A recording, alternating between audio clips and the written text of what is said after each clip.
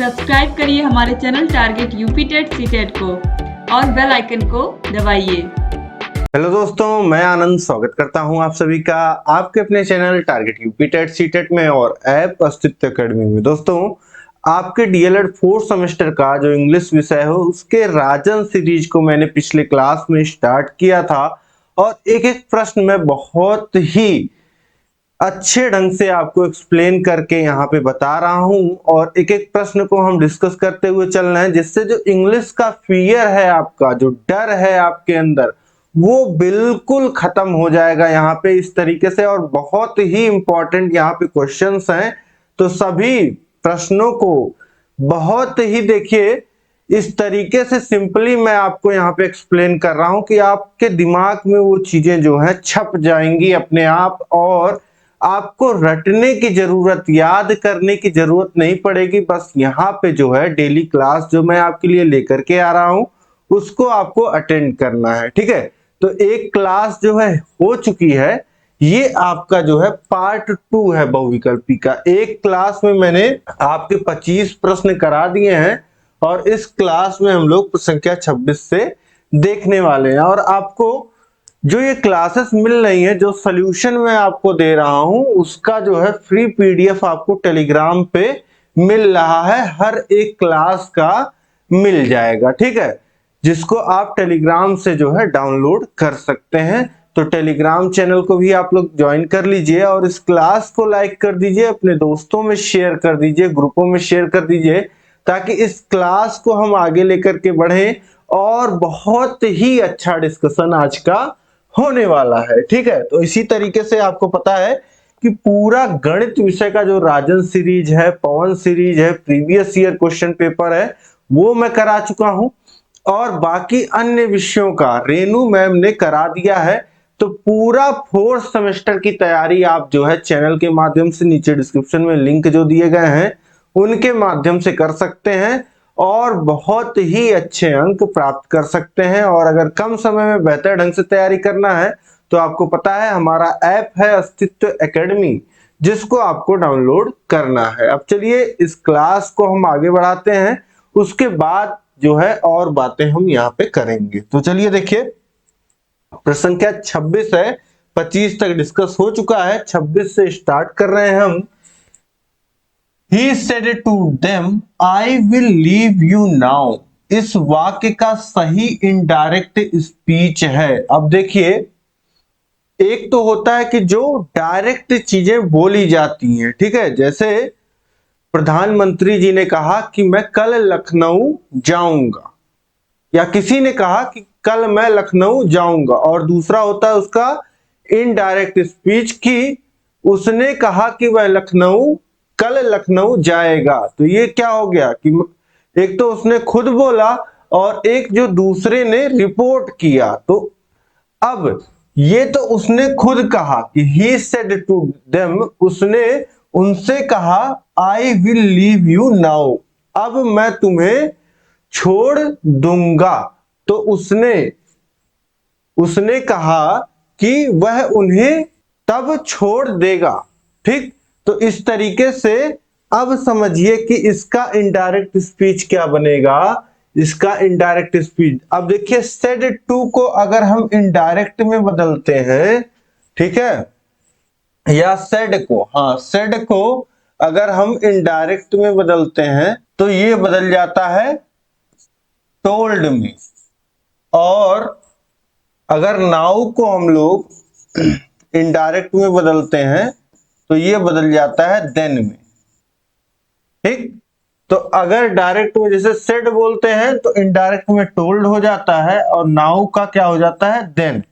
तो इसी तरीके से अब जो इनडायरेक्ट स्पीच यहां पे बनेगा तो ये बनेगा he told them that he would leave them then, ठीक। तो इस तरीके से ये वाक्य भी थोड़ा सा कंफ्यूजिंग है, लेकिन आप समझ पा रहे हैं कि जो है वो सेड का टोल्ड हो जाएगा और नाउ का देन हो जाएगा। तो यहां पे आप देखेंगे ही के साथ सेड लगा रखा है बाकी ऑप्शंस में, और नाउ को नाउ ही प्रयोग कर रखा है, ठीक है। तो इस तरीके से यहाँ पे ऑप्शन ए जो है, he told to them that he would leave them then, तो यही ऑप्शन जो हो जाएगा पहला ऑप्शन, यह बिल्कुल सही हो जाएगा। ठीक, तो इस तरीके से यहां पे आपका ऑप्शन ए बिल्कुल सही हो जाएगा। अब इसके बाद देखिए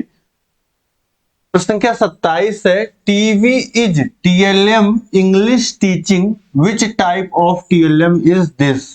अब टीवी जब हम देखते हैं या बच्चों को दिखाते हैं, टीएलएम मतलब टीचिंग लर्निंग मटेरियल, मैं आपको बता चुका हूं पहले, इस शिक्षण में जो सहायक सामग्री होती है उसे हम क्या कहते हैं, टीएलएम बोलते हैं। ठीक, अब टीवी अगर हम बच्चे को दिखा रहे हैं तो बच्चा टीवी में कुछ देख भी पा रहा है और सुन भी पा रहा है, तो ऐसे में क्या हो रहा है कि उसको ऑडियो और वीडियो जो है दोनों देखने को मिल रहा है। तो ये किस टाइप का, जिसमें ऑडियो भी हो वीडियो हो, उसे हम बोलते हैं ऑडियो वीडियो। ठीक, तो इस तरीके से ये आवाज को ऑडियो बोलते हैं और जो दिखता है उसको वीडियो बोलते हैं, आपको पता ही है। तो TV is TLM English teaching, which type of TLM, तो ऑडियो वीडियो।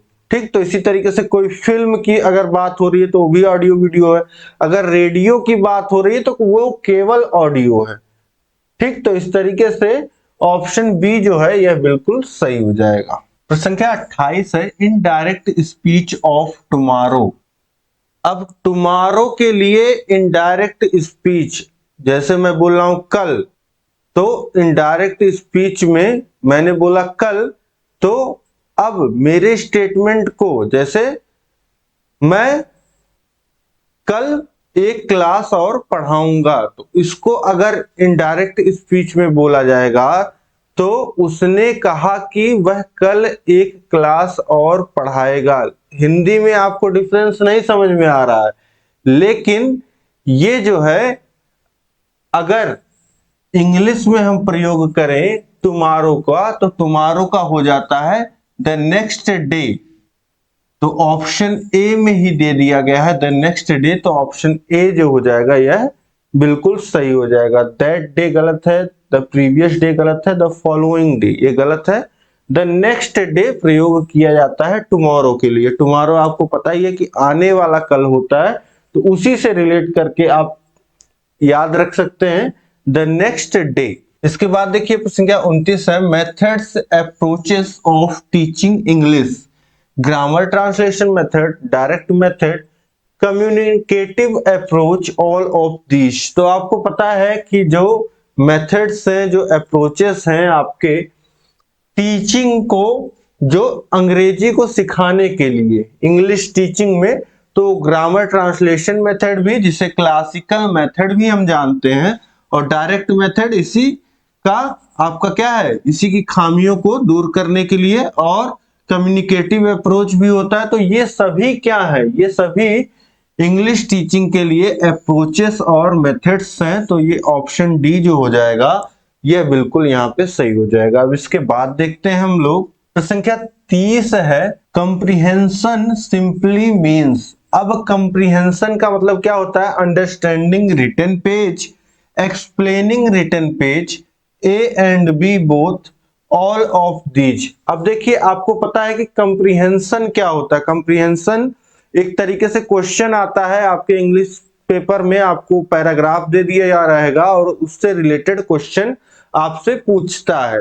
तो इस कंप्रीहेंशन का मतलब क्या होता है, कंप्रीहेंशन का मतलब होता है कि जो भी लिखा गया है उसको आप समझिए और उसके हिसाब से उत्तर दीजिए। ठीक है, ये इस तरीके के प्रश्न आपके इंग्लिश के कई सारे पेपर्स में देखने को मिलते हैं। लेकिन अब तो कंप्रीहेंशन का मतलब क्या हुआ, कंप्रीहेंशन का मतलब हुआ जो लिखा है उसको समझना। तो understanding written page, option A जो हो जाएगा यह बिल्कुल सही हो जाएगा।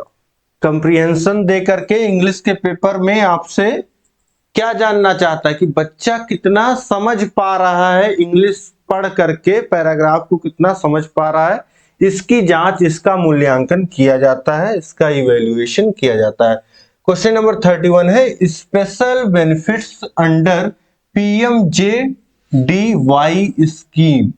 अब ये पीएमजेडीवाई स्कीम है क्या? प्रधानमंत्री जन धन योजना।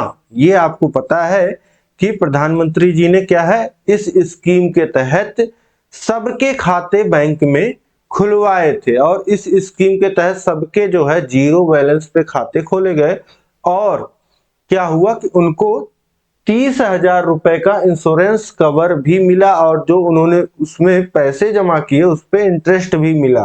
तो ये स्कीम थी।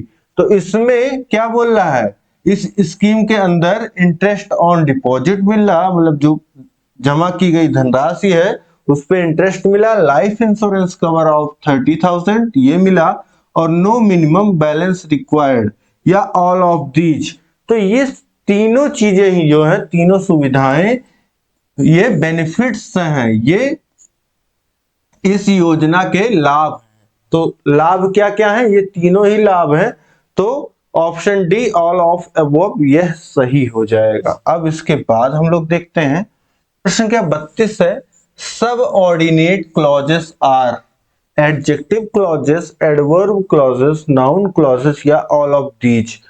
अब सब ऑर्डिनेट क्लॉजेस, अब आपको पता है कि जैसे कोई वाक्य बोला गया और उस वाक्य के सपोर्टिंग एक उसका उपवाक्य है, क्लॉज है, तो वो क्लॉज क्या हो सकता है? ठीक, वो क्लॉज एडजेक्टिव क्लॉज हो सकता है, एडवर्ब क्लॉज हो सकता है, नाउन क्लॉज हो सकता है, कुछ भी हो सकता है।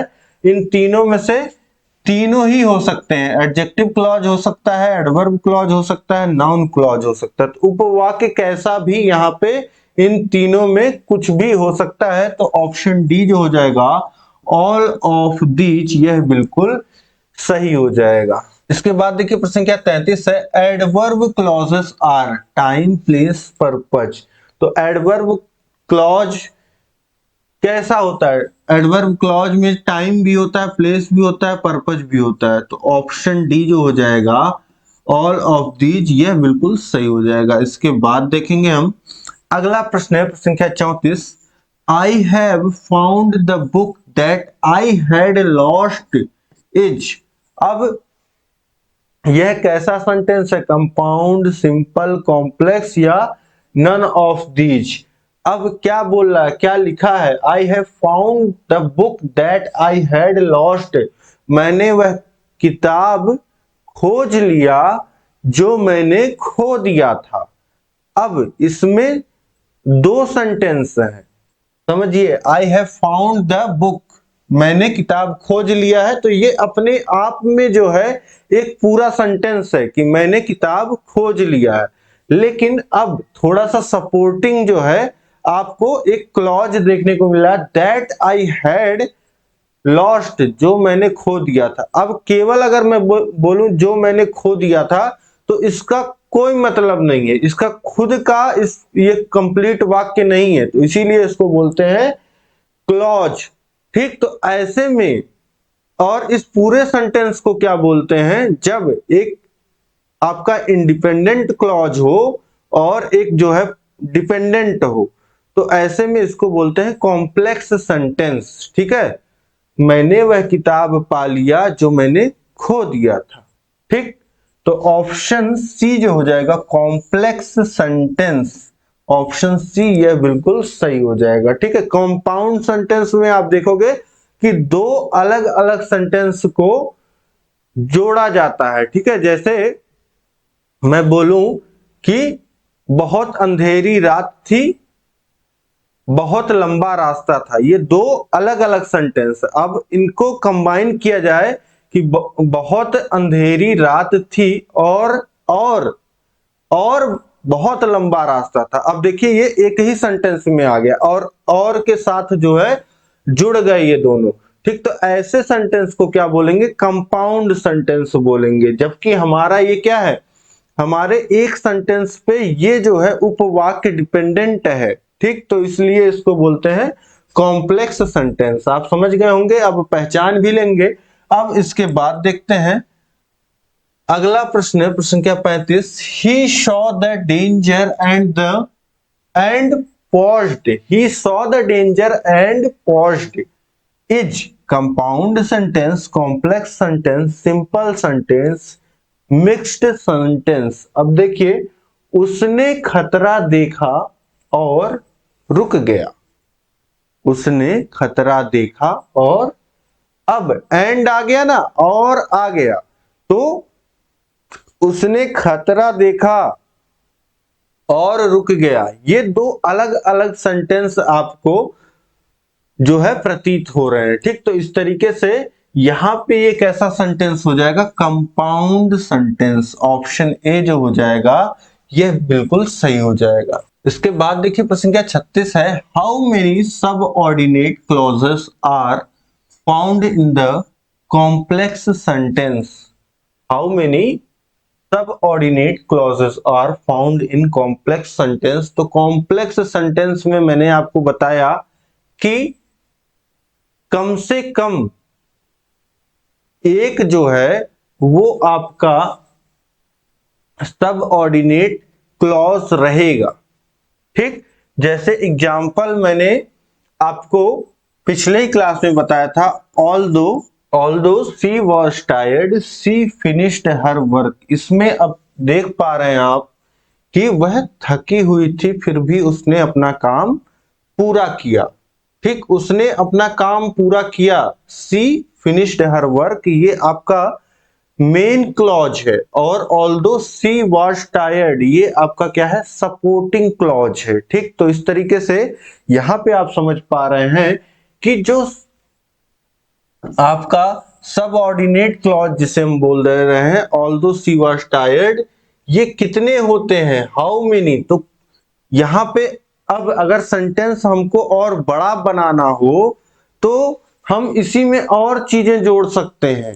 ठीक है, यहीं पे हम बोल देते कि वह स्कूल से आई और थकी हुई थी फिर भी उसने अपना काम पूरा किया। तब भी आपका मेन जो सेंटेंस रहता, जो मेन रहता, सी फिनिश्ड हर वर्क, यही रहता। लेकिन यहां पे हम चाहे जितना जो है वो सेंटेंस को बड़ा कर सकते थे। ठीक, तो इसी तरीके से आप जितना चाहें, कम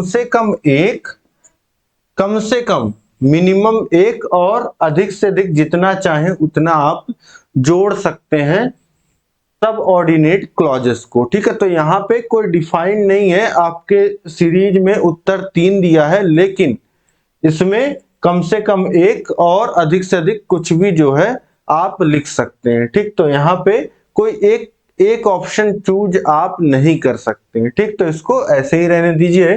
तो यहां पे बोल सकते हैं कि कम से कम मिनिमम एक, कम से कम एक। इसके बाद देखिए प्रश्न क्या 37 है, kinds of subordinate clauses are.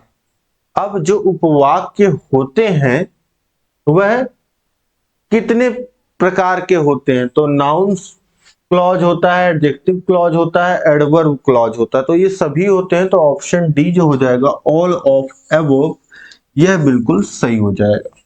इसके बाद देखिए प्रश्न क्या 38 है, I do not know where he lives which type of subordinate clause is found. I don't know where he lives, मैं नहीं जानता हूं वह कहां रहता है। ठीक, तो मैं नहीं जानता हूं, ये आपका आई डोंट नो, ये आपका हो गया main clause. Where he lives, ये आपका हो गया सब ऑर्डिनेट क्लॉज।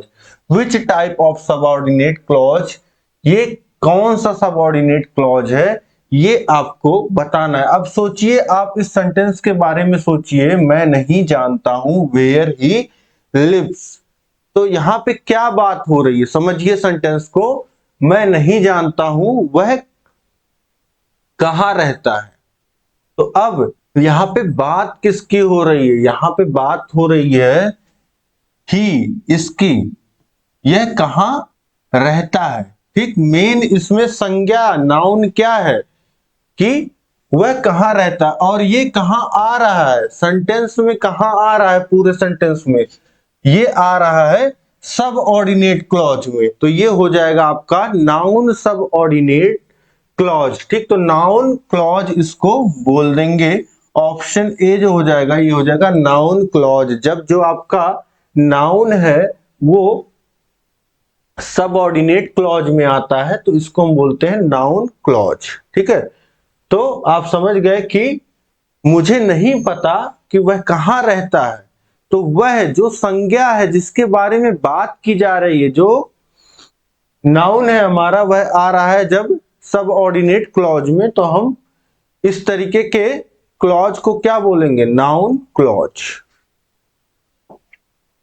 अब इसके बाद देखिए प्रश्न संख्या 39 है, योग सूचक ट्रांसलेशन है। योग सूचक translation alternative conjunction, elective conjunction, cumulative conjunction या ऑल ऑफ दीज। तो योग सूचक मतलब कि जोड़ने वाला कंजक्शन का तो वैसे ही काम होता है आपका, संयोजक ये वैसे होता है, लेकिन अब समझिए कि संयोजक कई तरीके से हो सकता है। अब जैसे और है तो और हमको क्या देता है, हमको चुनने का मौका देता है, या तो ये या तो ये, ठीक है। और ठीक है, जैसे हम हिंदी में या लिखते हैं वैसे ही आपका, अब यहां पे समझिए अल्टरनेटिव कंजक्शन का मतलब क्या हो गया, अल्टरनेटिव मतलब कि या तो ये या तो ये, ठीक। और इलेक्टिव में भी आपको अनुमान लगाया जाता है, ठीक है। और कम्युलेटिव कंजक्शन में क्या होता है, जैसा कि नाम से कम्युलेटिव, कम्युलेटिव का मतलब क्या हो गया कि ये जोड़ने से आ रहा है आपका। कम्युलेट, इसका कम्युलेट का मतलब क्या है, संचय। तो संचय करने वाला संयोजन जो होता है वो आपका यहां से यही है, ठीक है। तो इस तरीके से योग सूचक जो है आपका वो होता है कम्युलेटिव कंजक्शन। ऑप्शन सी जो हो जाएगा यह बिल्कुल सही हो जाएगा। अब इसके बाद हम लोग देखेंगे अगला प्रश्न है प्रश्न संख्या 40, illative conjunction are therefore so hence. तो ये तीनों ही आपको, तीनों ही जो देयरफॉर है, सो हेंस, ये तीनों ही क्या है, ये इलेक्टिव कंजक्शन है, ये अनुमान को दिखाते हैं, ठीक। तो ऑप्शन डी जो हो जाएगा ऑल ऑफ अबोव, ये बिल्कुल सही हो जाएगा। इसके बाद देखते हैं, इसके बाद देखिए प्रश्न संख्या 41 है, it is important for teaching English as a foreign language और सेकेंड लैंग्वेज। कौन सा महत्वपूर्ण है इनमें से इंग्लिश टीचिंग में, ठीक। अब समझिए इंग्लिश टीचिंग में सबसे महत्वपूर्ण क्या है इसमें से, लिसनिंग कंप्रीहेंशन। केवल लिसनिंग कंप्रीहेंशन, इसका मतलब आप क्या समझ रहे हैं, केवल बच्चे को जो हम बोल रहे हैं वो बच्चा समझ पाए, ये इंपॉर्टेंट है, या to maintain an interactive and communicative approach. मतलब ऐसा हम इन्वायरमेंट बना दें, ठीक है, जिसमें जो है वो बच्चा जो है खुद इंटरेक्ट कर पाए और कम्युनिकेट कर पाए, और या केवल वोकैबुलरी एंड ग्रामर, केवल हम बच्चे को शब्द का ज्ञान दें, वोकैब का ज्ञान दें, नए नए वर्ड सिखाएं और ग्रामर के रूल्स सिखाएं, या नन ऑफ दीज। तो अब सबसे इंपॉर्टेंट क्या है कि बच्चा जो है to maintain an interactive and communicative approach. अब ये सबसे इंपॉर्टेंट क्यों है, क्योंकि जब तक बच्चा अपने जो उसके विचार हैं वो क्लास में नहीं रख पाएगा तब तक वह दूसरी भाषा को नहीं सीख पाएगा, ठीक। तो इसीलिए सबसे इंपॉर्टेंट है, it is important for teaching English. Option B जो हो जाएगा to maintain an interactive and communicative approach. Option B सही हो गया। अब इसके बाद देखिए क्वेश्चन नंबर 42 है, linguistics is a study of animal language, human language, bad language, none of these. अब लिंग्विस्टिक्स का मतलब क्या होता है, लिंग्विस्टिक्स का मतलब होता है भाषा विज्ञान, अब भाषा को कौन लोग बोलते हैं? इंसान ही तो बोलते हैं। तो ह्यूमन लैंग्वेजेस जितनी हैं उनके अध्ययन को हम क्या बोलते हैं? लिंग्विस्टिक्स। तो ऑप्शन बी जो हो जाएगा ह्यूमन लैंग्वेज, ये बिल्कुल सही हो जाएगा। इसके बाद देखते हैं प्रश्न क्या 43 है, which is a receptive skill. Receptive skill, receptive क्या? रिसीव, रिसेप्टिव समझिए रिसीव करने से, जो हम रिसीव करते हैं। तो हम रिसीव कब कर रहे होते हैं? अब जैसे आप अभी क्लास ले रहे हो तो आप क्या कर रहे हो? इंग्लिश भाषा को सीख रहे हो, अपने पाठ्यक्रम को सीख रहे हो, सिलेबस को। तो यहाँ पे आप दो माध्यम से सीख रहे हो, एक तो जो मैं बोल रहा हूं उससे आप सीख रहे हो, और दूसरा जो लिखा हुआ है उससे आप सीख रहे हो। तो यही दो चीजें होती हैं, एक होता है आपका लिसनिंग, दूसरा होता है रीडिंग। तो रिसेप्टिव स्किल आपकी दो होती हैं, पहला लिख लीजिए रीडिंग और दूसरा होता है आपका लिसनिंग। तो यहां ऑप्शन में क्या दिया है? Listening, speaking, writing, none of above. तो एक दिया है लिसनिंग, तो यही बिल्कुल सही हो जाएगा। ऑप्शन ए जो हो जाएगा यह बिल्कुल सही हो जाएगा। अब इसके बाद हम लोग देखते हैं प्रश्न क्या 44 है, एडवर्ब ऑफ कॉवर्ड। कॉवर्ड यानी कि डरपोक। तो अब एडवर्ब जो क्रिया की विशेषता बताता है उसे हम क्या बोलते हैं? एडवर्ब बोलते हैं। और कॉवर्ड ये हो गया आपका डरपोक। डरपोक या कायर बोलते हैं, ठीक है, जो किसी काम को करने से डरे, मतलब किसी तरीके का डर अगर किसी इंसान व्यक्ति के अंदर है तो उसको हम क्या बोलते हैं? डरपोक, कायर बोलते हैं। ठीक। अब कॉवर्डली, तो ये क्या होता है? ये होता है, अब ये देखिए कायर एक व्यक्ति के लिए प्रयोग होता है, तो एक तरीके का ये क्या हो गया? नाउन हो गया, संज्ञा हो गया। अब ये कावर्डली, तो ये कायरतापूर्ण, कायरतापूर्ण। अब ये कायरतापूर्ण, एक देखिए बोलते हैं कि उसने पीछे से वार करके कायरतापूर्ण हरकत की। तो ये क्या है? कायरतापूर्ण। अब पीछे से वार करना, वार करना ये क्या है? आपका वर्ब हो गया, ठीक है, क्रिया हो गई। तो इसी तरीके से ये कायरतापूर्ण जब बता दिया, उसकी हरकत जो उसने पीछे से वार किया, वो जो क्रिया है उस वर्ब का जो आपका विशेषता बता रहा है कायरतापूर्ण, ये क्या हो गया आपका? ये हो गया आपका एडवर्ब, कावर्डली। तो यही ऑप्शन बी सही हो जाएगा। और ऑप्शन सी में देखिए कॉवर्डाइज दिया गया है। कॉवर्डाइज का मतलब क्या होता है? कायरता, कायरता। ठीक, इसका मतलब क्या होता है? कायरता। तो ये गुण बता रहा है, ठीक है। तो ये भी किसी का गुण, तो ये भी नाउन की तरह प्रयोग हो सकता है कहीं पे, ठीक है। तो इस तरीके से जो आपका एडवर्ब है वो यही है, कावर्डली, कायरतापूर्ण। एग्जाम्पल लिख सकते हैं, अ कावर्डली अटैक फ्रॉम बिहाइंड। ठीक, तो इस तरीके से आप समझ रहे हैं कि ये जो अटैक है, जो हमला है, उसकी विशेषता कौन बता रहा है? कावर्डली, कायरतापूर्ण हमला, एक कायरतापूर्ण हमला पीछे से। इसके बाद देखिए प्रश्न संख्या 45 है, एंटोनिम ऑफ बून। बून का मतलब मैंने आपको बताया था पिछले ही क्लास में, वरदान होता है। और शार्प का मतलब होता है तीखा। और कर्ष का मतलब क्या होता है? कर्ष का मतलब होता है अभिशाप। तो यही कर्ष जो होता है ये इसका विलोम होता है वरदान का। वरदान का एंटोनिम, ठीक है, क्या हो जाएगा? अभिशाप, कर्ष। और सिविल का मतलब क्या होता है? नागरिक होता है।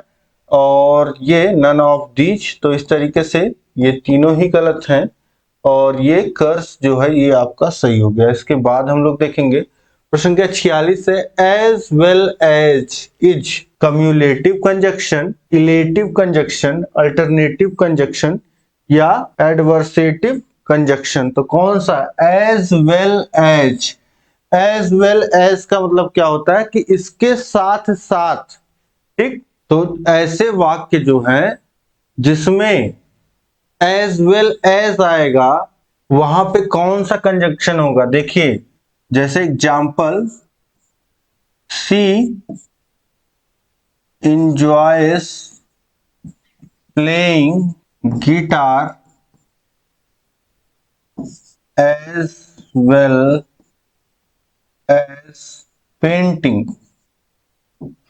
तो वह गिटार बजाने के साथ साथ पेंटिंग करना भी पसंद करती है, इंजॉय करती है, ठीक। तो इस तरीके से तो यहां पे दो शब्दों को, दो चीजों को क्या है, जोड़ने का काम कर रहा है एज वेल एज, ठीक। तो ये कैसा कंजक्शन होगा? ये कंजक्शन होगा कम्युलेटिव कंजक्शन। कम्युलेटिव कंजक्शन का भी मतलब क्या होता है कि दो उपवाक्यों का जो है ये जोड़ता है। तो ऑप्शन ए जो हो जाएगा ये बिल्कुल सही हो जाएगा।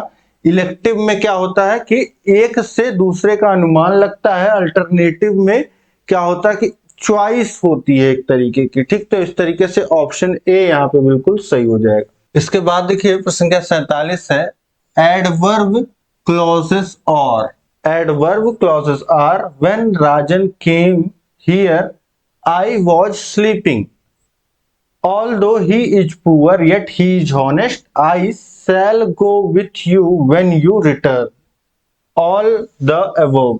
अब समझिए कि इन तीनों में से कोई एक सही है या तीनों ही सही है ये हमको। अब एडवर्ब क्लॉज में क्या होता है आपको पता है कि ये जो सेंटेंस दिए हैं इनमें क्या है, इनमें एक तो मेन सेंटेंस है, मेन वाक्य है और दूसरा उपवाक्य है, ठीक।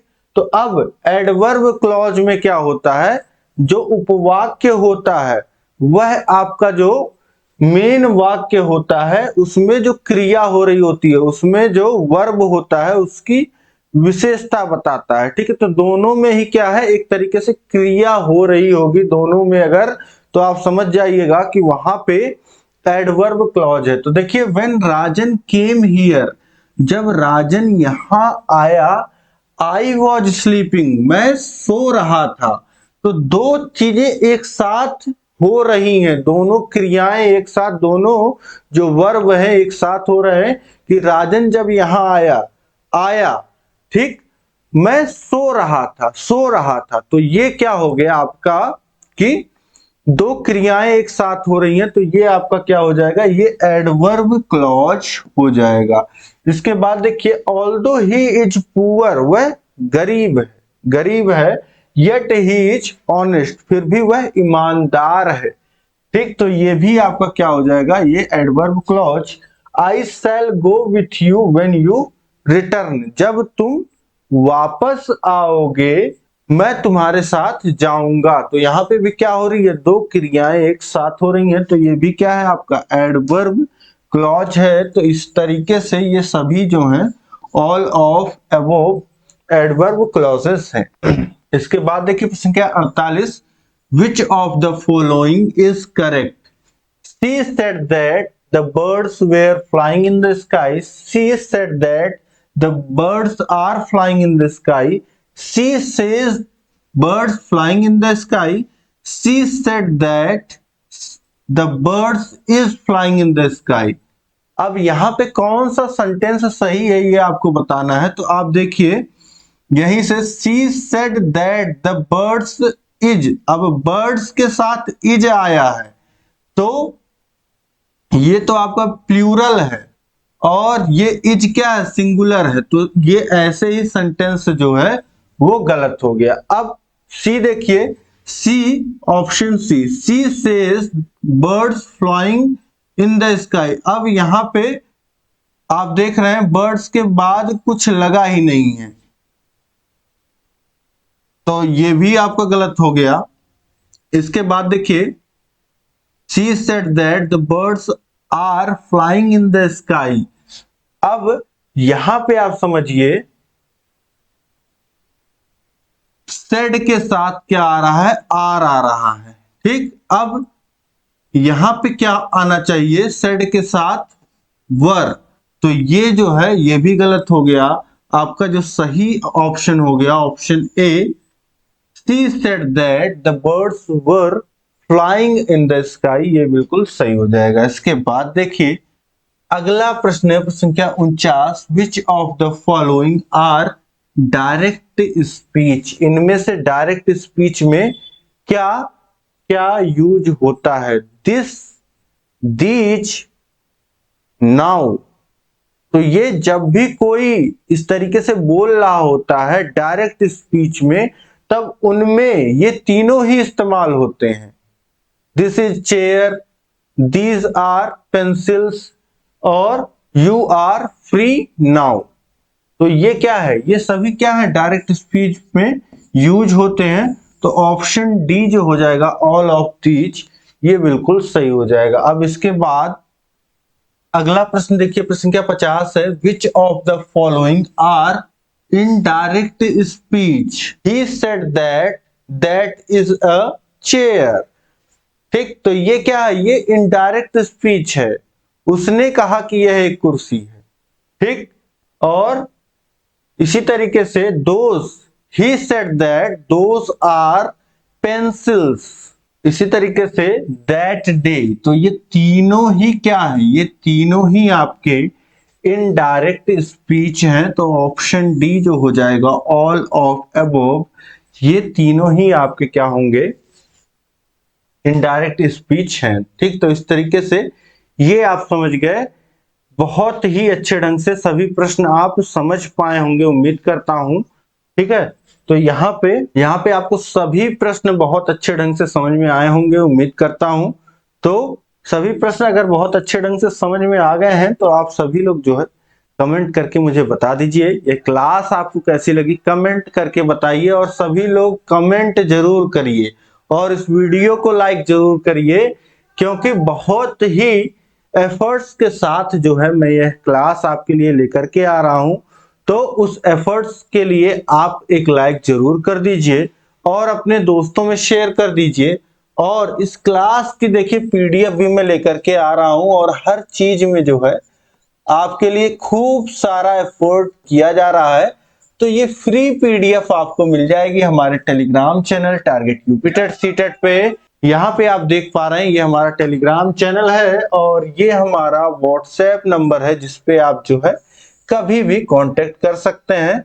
और ये हमारा इंस्टाग्राम अकाउंट है जिसपे आप फॉलो कर सकते हैं। और सबसे इंपॉर्टेंट, अगर आप चाहते हैं कम समय में बेहतर ढंग से तैयारी कर पाए आप, और सभी नोट्स आपको चाहिए, पीडीएफ नोट्स जो हैंड रिटन नोट्स हैं हमारे, और ये राजन सीरीज, पवन सीरीज का कंप्लीट पीडीएफ अगर आपको चाहिए, ये सारी चीजें आपको सुविधाएं मिल पाएंगी हमारे ऐप अस्तित्व एकेडमी पे, जिसको आप डाउनलोड कर लीजिए। और चैनल पे अगर आप नए हैं तो चैनल को सब्सक्राइब कर लीजिए, उसके बगल है बेल आइकन, उस पर सेलेक्ट करिएगा ऑल। ये अस्तित्व एकेडमी ऐप है, नीचे डिस्क्रिप्शन में लिंक दिया गया है, या सीधे प्ले स्टोर पे आप सर्च कर सकते हैं। ठीक, तो उम्मीद है कि सारी चीजें आप समझ गए होंगे, और इसी तरीके से मैं आपके लिए लगातार क्लासेस लेकर के आता रहूंगा इंग्लिश की, और आप लगातार जो है अपना प्यार दिखाते रहिए। और सभी विषयों का लिंक जो है नीचे डिस्क्रिप्शन बॉक्स में दिया गया है, वहां से आप जो है सभी विषयों को पढ़िए, अपनी तैयारी को बेहतर बनाइए। मिलते हैं नेक्स्ट क्लास में। जय हिंद, जय भारत।